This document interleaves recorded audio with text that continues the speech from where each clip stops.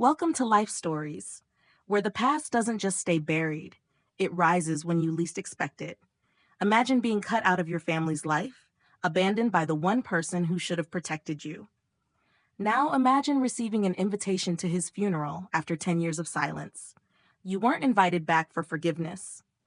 You were invited back for something else, a truth buried in the past, and a future you never asked for.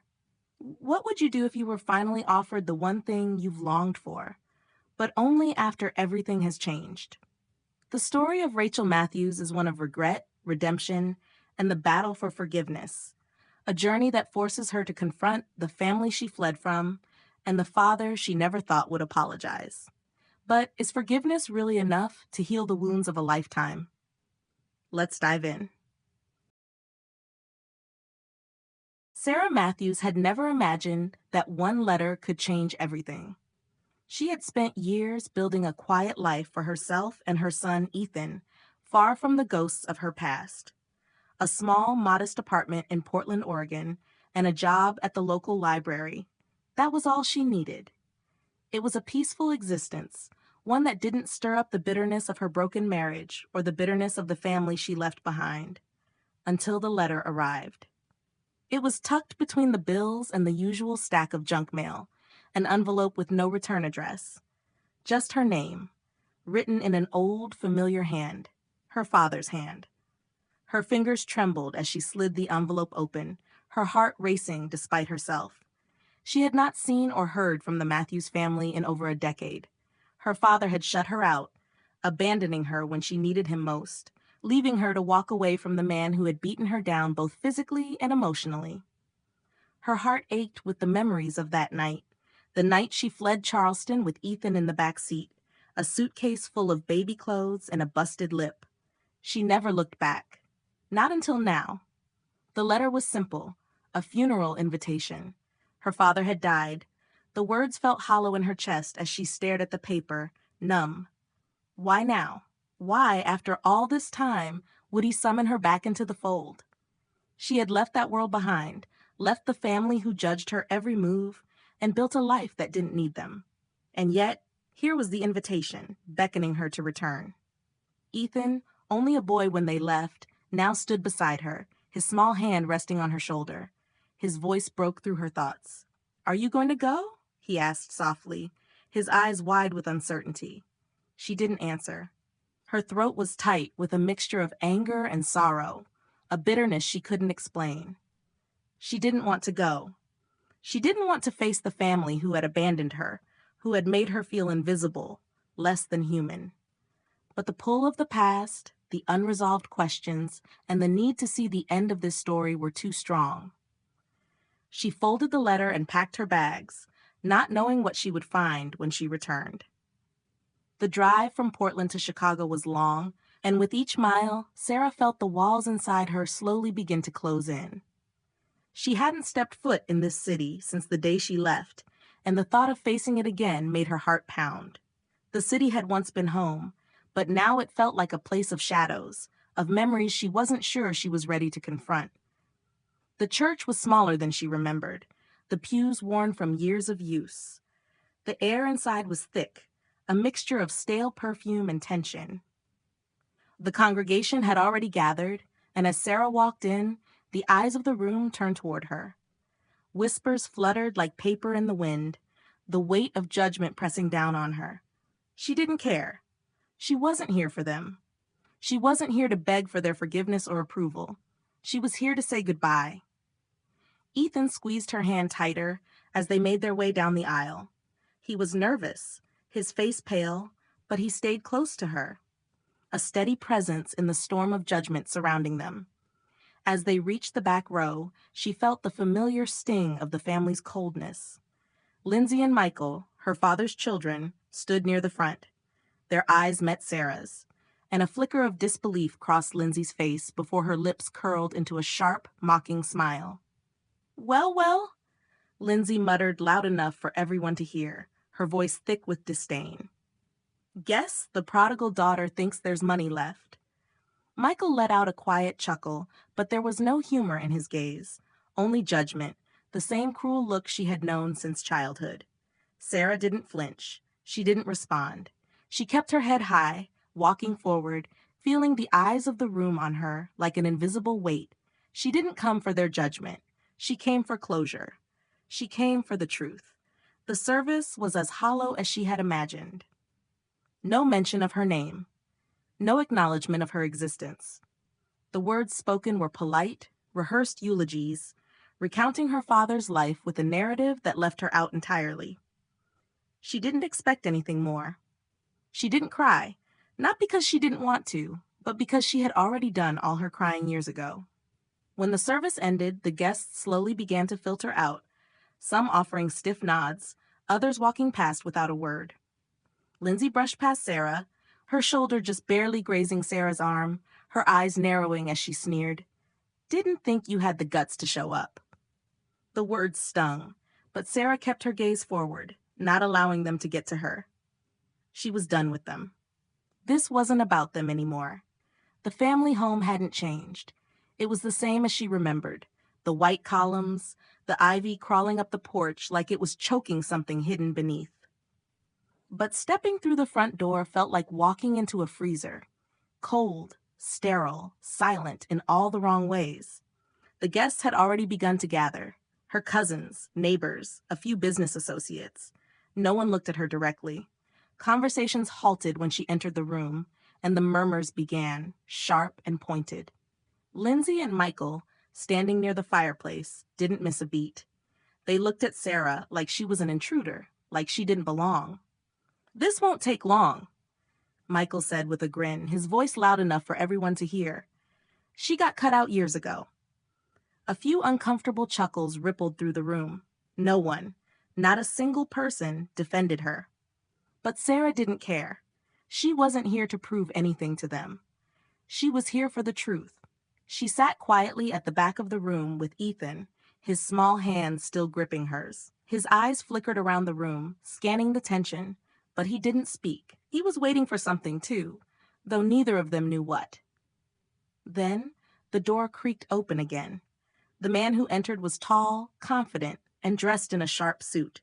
Mr. Dawson, the lawyer, carried a small cedar box under his arm. Lindsay barely looked up from her wine glass, and Michael muttered something under his breath, clearly impatient. "Thank you all for being here," Mr. Dawson said, his voice steady and commanding.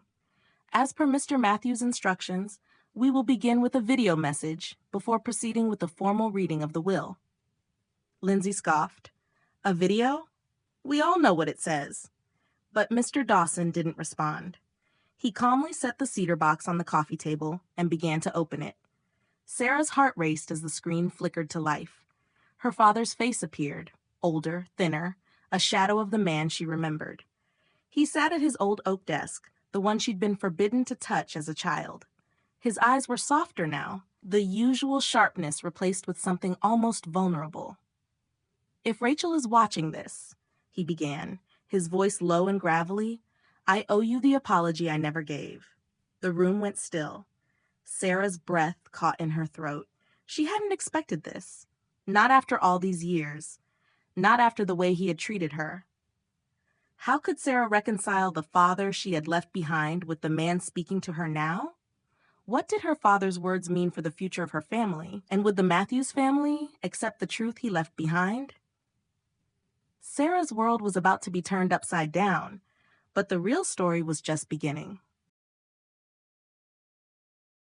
The video flickered to life, and Sarah's breath hitched in her chest.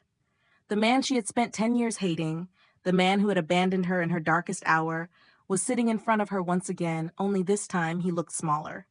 Frail, even. The sharp lines of his face, once full of authority, were softened by age.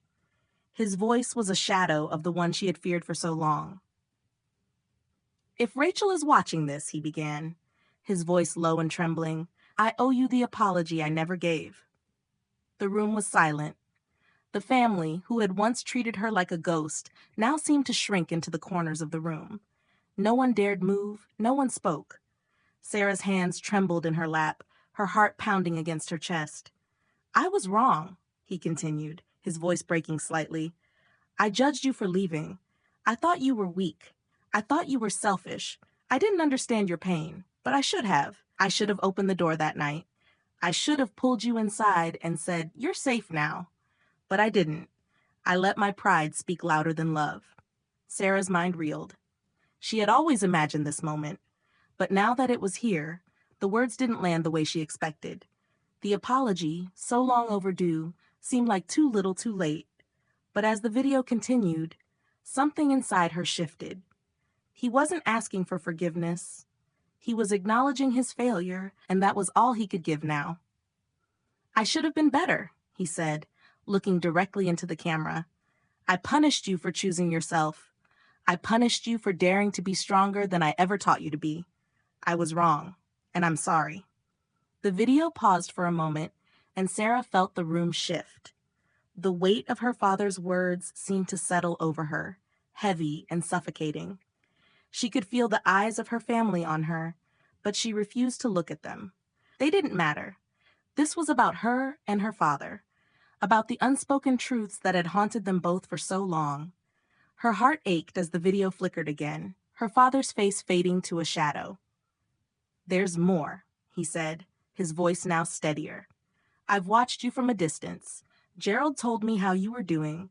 He said you were working at the library, that Ethan was a bright boy. He said you had built something better. I didn't deserve your care. I didn't deserve your forgiveness. But if I can leave you anything, let it be this. You were right. I was wrong." The screen went dark, and the silence in the room was deafening. Sarah's chest tightened as tears welled in her eyes, but she fought them back. She didn't know what she was supposed to feel. Anger, relief, sorrow. She wasn't sure. All she knew was that everything had changed in that moment. Then Mr. Lawson, the lawyer, cleared his throat and picked up the folder in his lap. "Per Mr. Matthews' final wishes," he began, his voice cold, "I will now proceed with reading the revised will." Sarah's heart skipped. She had heard the apology, but this was the moment that would define everything. The moment when her father's actions would either validate or shatter his words. She held her breath as Mr. Lawson flipped through the pages, each rustle of the paper a drumbeat in her ears. Her eyes flickered to Lindsay and Michael, who were still frozen in place, their faces masks of disbelief. Sarah didn't know if she was ready for what was coming, but she knew she had to hear it. She needed to know how her father had tried to make things right, even if it was too late. "Sarah Matthews," Mr. Lawson began, his voice cutting through the tension, "I leave to you the Matthews family estate, including the house, its contents, and surrounding land. This is in full and complete transfer." Gasps echoed around the room. Lindsay's face turned pale, and Michael's jaw clenched tight. Sarah could see them struggling to digest what they were hearing. She wasn't supposed to be here. She wasn't supposed to get anything, but her father had made his choice. And Sarah, quiet, invisible Sarah, was the one he had chosen to inherit everything. Mr. Lawson paused for a moment, as if letting the words sink in. Sarah could feel the weight of them settling around her like a heavy coat. She had never wanted this. She had never wanted to return to this place, to be part of this family again. But now, the very thing she had feared the most was being thrust into her hands. She had fought so hard to build a life away from all of this. And yet, here it was. Everything she had left behind was coming back, in the form of money, a house, a future she hadn't asked for. "And," Mr. Lawson continued, "to Ethan Matthews, I leave a college education trust in the amount of $100,000.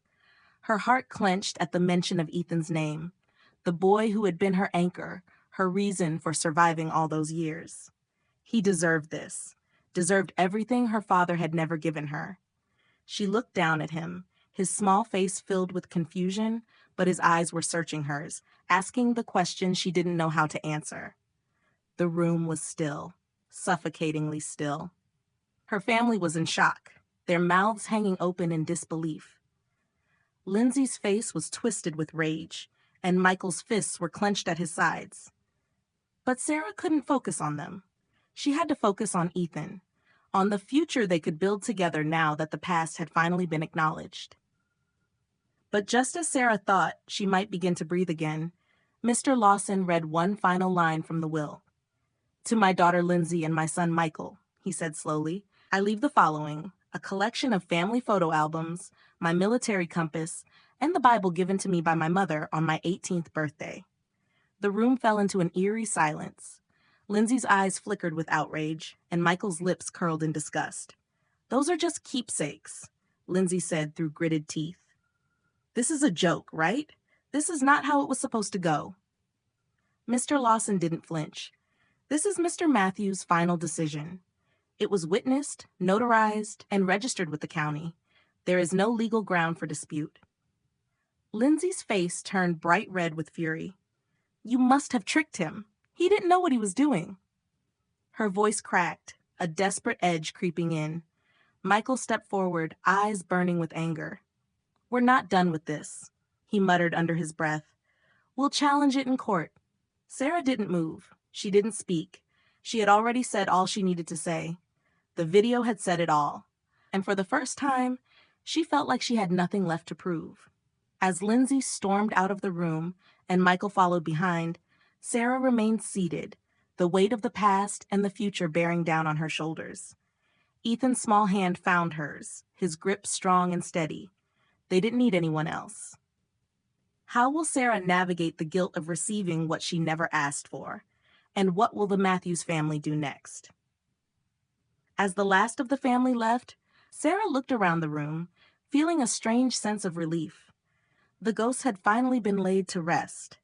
But was she ready to embrace what lay ahead? Or would she turn away from the inheritance and her father's redemption? The final chapter had begun, and Sarah had to decide if she would finally accept what was hers. The days after the will reading were a blur. Sarah didn't know what to do with the wealth that had been suddenly thrust into her hands. The house, the money, the trust for Ethan's future. It all felt like too much. It wasn't what she had come back for.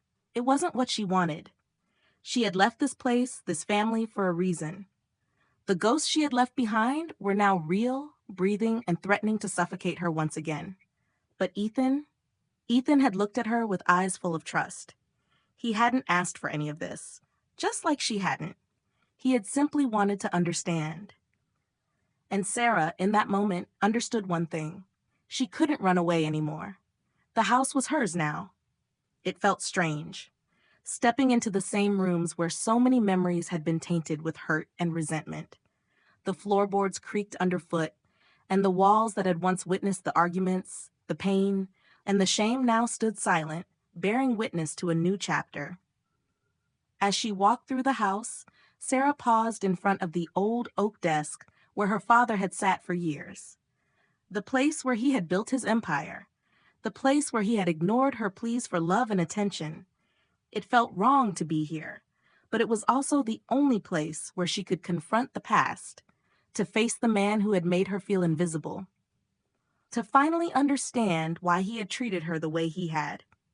She sat in the chair he had once occupied, staring at the empty space in front of her. Ethan had gone outside to play in the backyard, trying to make sense of the strange new world they had been thrust into. Sarah couldn't blame him for wanting to escape, but she couldn't run anymore. Not from this house, not from the family, and not from herself.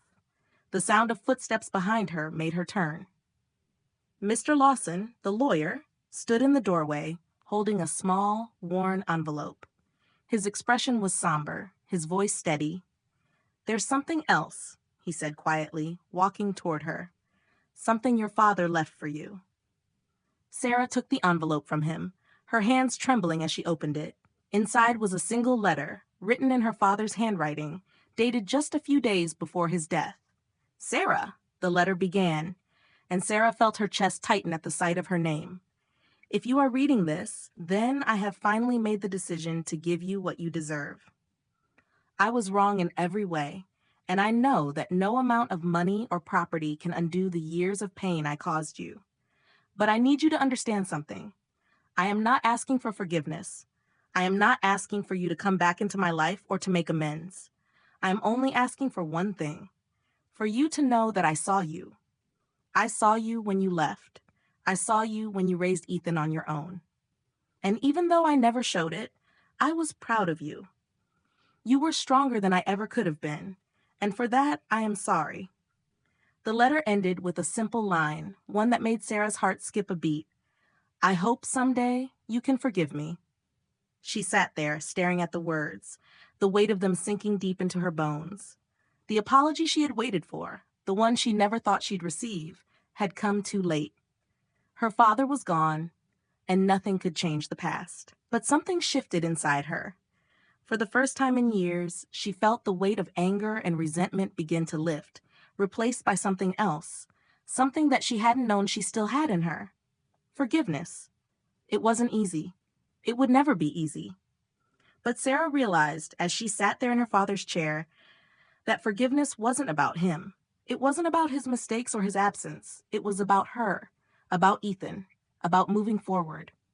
It was about letting go of the chains that had bound her for so long. Sarah folded the letter carefully and placed it back in the envelope. She stood up, her legs unsteady at first, but then firm as she made her way to the door. She opened it to find Ethan standing there, his small face lit up with the kind of innocence only a child could carry. His smile was bright, unburdened by the weight of the past. "Mom, can we go play now?" he asked, his voice full of hope. Sarah smiled, her heart swelling with love for the boy who had been her reason to fight, her reason to survive. She nodded, taking his hand in hers as they walked out into the yard, the warm sun on their faces. It was the beginning of something new, something Sarah had fought for but never truly believed she deserved. As they played, Sarah realized that she wasn't just letting go of the past. She was embracing a future she had never imagined, one where the ghosts of her family no longer held power over her. She had faced the man who had shaped her, the one who had made her feel small, and she had forgiven him. And in that forgiveness, she had found the strength to build a new life, not just for herself, but for Ethan as well. Later that evening, as the sun set behind the trees, Sarah stood by the window of the house she had once fled, watching the sky turn shades of orange and pink. She wasn't sure what the future held, but for the first time in a long time, she was ready to find out. What do you think of Sarah's journey toward forgiveness and healing? How did her father's final words change her perspective on their relationship? Did Sarah's decision to forgive help her find peace, or did it leave her with more questions? The story of Sarah Matthews may have come to an end, but her journey was just beginning. The house, the legacy, and the family had all changed. What would Sarah's next chapter look like? Stay tuned to find out.